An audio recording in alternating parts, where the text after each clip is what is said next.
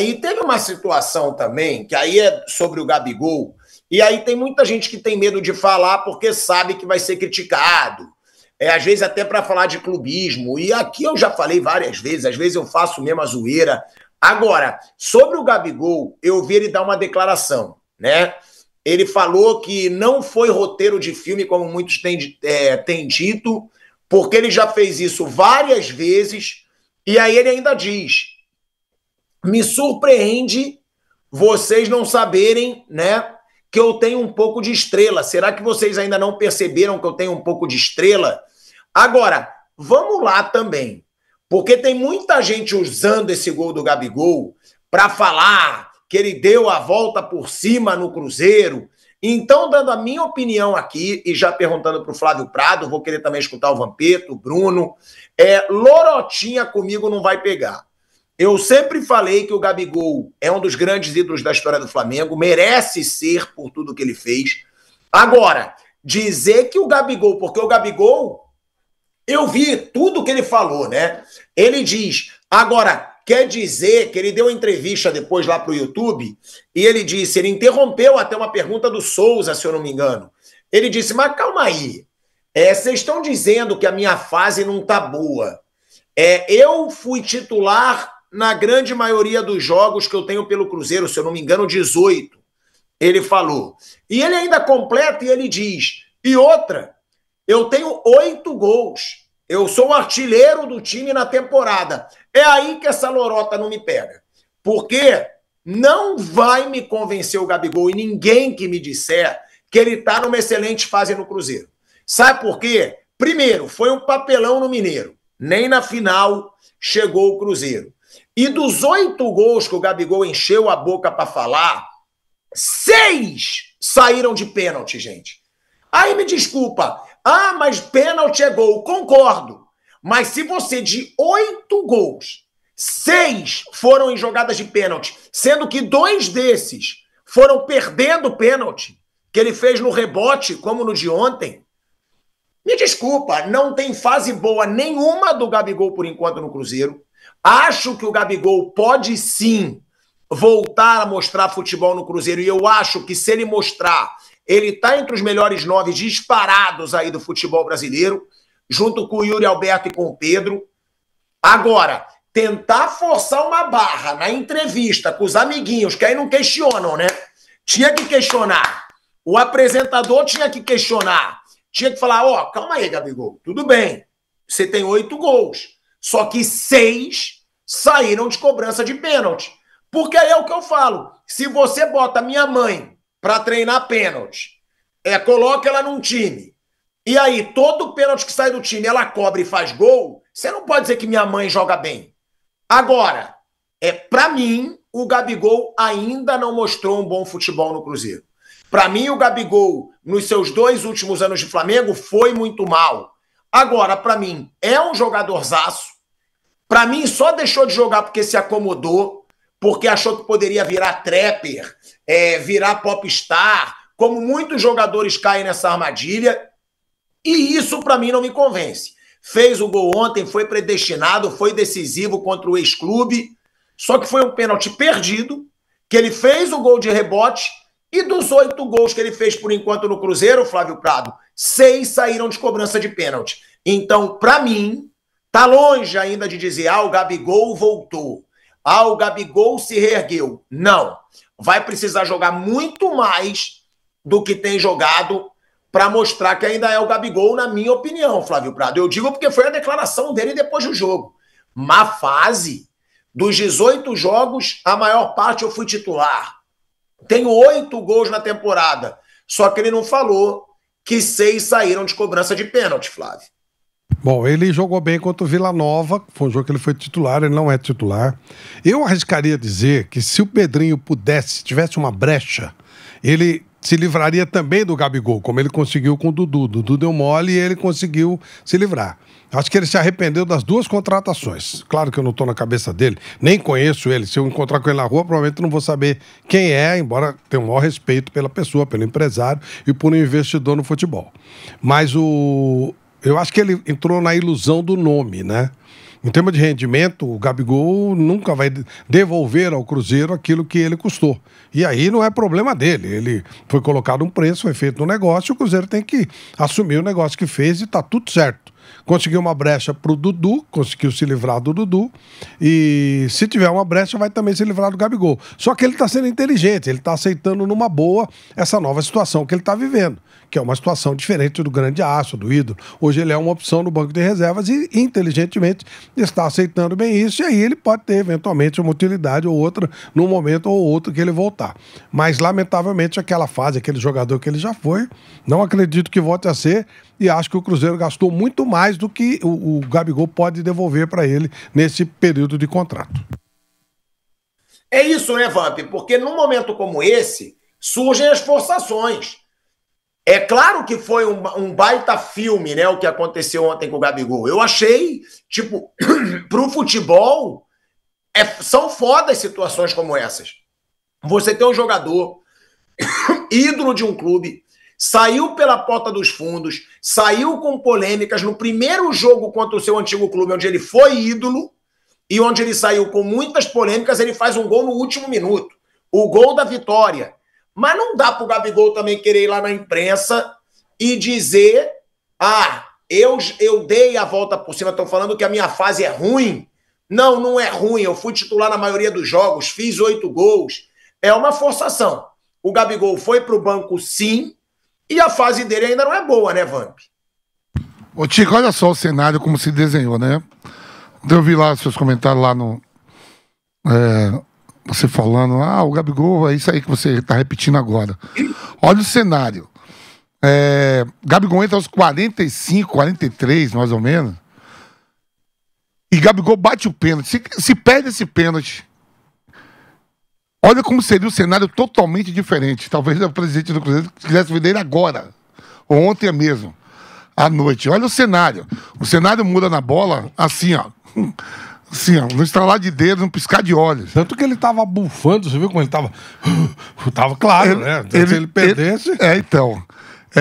Ele bateu o pênalti porque o craque do time, Matheus Pereira, tinha sido substituído. O atacante lá, o Caio Jorge, né? Tinha saído também. Entra o Gabigol. O Lucas Almeida pega o pênalti. Aí, em algum momento parecia que era ele que ia bater. Mas aí o cara custa tantos milhões que tem que bater o Gabigol. Ele vai pro pênalti e perde o pênalti, e na sobra ele faz o gol. Ele já andou perdendo também no Cruzeiro e a bola sobrou de novo, ele fez. Não o primeiro, não. Desses 6 gols aí que você tá contando, ele já teve bola que voltou e ele fez. Que nem no jogo de ontem. Hoje a gente estaria falando aqui, as notícias de ontem ou de hoje, seria Gabigol é o próximo a ir embora. O Gabigol é o próximo a ir embora. Só que o treinador... veio fazer substituição aos 40 e pouco. Então, se o cara tá em alta, Flávio, você não vai botar o cara desse nível para jogar 5 minutos contra ex-clube, contra o seu ex-clube, onde ele foi artilheiro, foi campeão várias vezes, tá embaixo ainda. Ele vai estar em alta quando ele começar a ser titular e começar a fazer uma sequência de jogos bons. Mas assim, pra o ânimo, pra reanimar, concordo com ele, tá quietinho, não tá falando nada, tá treinando. Ontem extravasou um pouco, porque foi o pênalti que ele fez contra a sua ex-equipe, esperou todo mundo se retirar do campo, comemorou com a torcida do Cruzeiro. Talvez esse ânimo, vamos ver se volta aquele ânimo, se volta o bom futebol dele, porque o Cruzeiro ainda tem 3 jogos pela Sul-Americana, tem um Campeonato Brasileiro, tem a Copa do Brasil, que ele jogou bem no meio de semana, deu passe até pro gol, pro Caio Jorge. Alegria, tem que estar alegre mesmo. Eu espero que ele retome o bom futebol dele. Não, e tem isso, né? Hipocrisia é uma das coisas que eu mais odeio, é hipocrisia. E aí tem torcedor do Flamengo, né, querendo reclamar porque o Gabigol, né, comemorou depois do jogo. Gente, o cara tem que comemorar mesmo, o cara tá numa pressão absurda, tá numa fase que ele tá no banco de reservas, foi contratado por uma fortuna, segundo maior, terceiro maior salário do Brasil, depois do Depay e do Neymar, que é o quê? O cara já não comemorou o gol. Aí quer que depois do jogo a torcida toda do Cruzeiro comemorando com o time, o Gabigol não pule. O Gabigol não comemore. Me desculpa, aí eu discordo completamente. Gabigol tem todo o direito de ir lá, pular com a torcida do Cruzeiro, desabafar. Pô, isso aí é do esporte, pô. Que é o quê? Que o cara não tenha sangue, que o cara seja uma geladeira. Agora, falando sobre a polêmica, as reclamações de uma falta no Bruno Henrique, tá? No lance do pênalti no Gabigol. Ontem a mesa ficou dividida. Eu achei falta, Piperno achou falta, Flávio Prado e Bruno Prado deixariam o jogo rolar. Para mim, falta claríssima, carrinho por trás, não marcada pelo Wilton, que para mim é um dos piores árbitros que eu já vi. Para mim, é muito raro você ver um jogo do Wilton sem ele errar. Então, para mim, é um dos piores árbitros da história do futebol brasileiro. E ontem, esse lance gerou polêmica. Eu achei falta. Achei um escândalo? Não.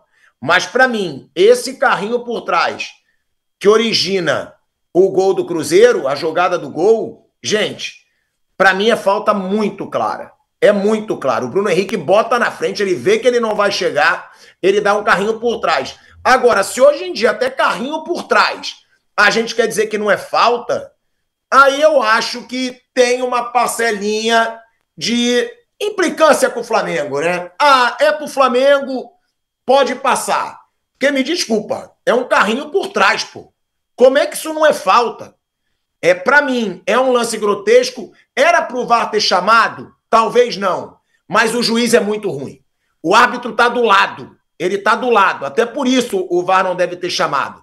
O cara que vê um carrinho por trás como esse e não marca falta, para mim, é um árbitro horroroso. Eu costumo dizer, o carrinho por trás, como foi esse, mesmo se tivesse tocado na bola, o que eu acho que não tocou, que eu vi a imagem várias vezes, para mim seria falta. Mesmo se tivesse tocado. Porque é o carrinho por trás. A grande dúvida é quem toca na bola aí. Ó, se é o quem dá o carrinho ou se é o que chega pelo lado. Eu acho que o que chega pelo lado, se eu não me engano, é o Christian. Eu acho que é quem toca na bola. Para mim, falta. Falta, claro. E o Bruno Henrique reclamou muito do lance, inclusive depois do gol. E mesmo assim, o VAR não chamou. Vamp, achou falta ou não? E era pro VAR ter chamado, na sua opinião? Teve aquelas polêmicas também no jogo do Corinthians, né? De lances que saíram que foram falta ou não foram falta. E deu origem ao gol. Né? A gente sabe que toda rodada sempre vai ter essa discussão do VAR, a gente comentando mais.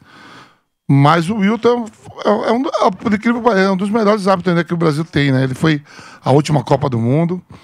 Ele vai agora para o Mundial de Clubes, né, Bruno? Ele é um dos que vai para o Mundial de Clube. E ficou a interpretação de campo, né? Então, eu fico... É interpretativo, Tico. Se deu ou não deu. Para mim, não é um lance como foi Cruzeiro e Internacional. Ali, sim.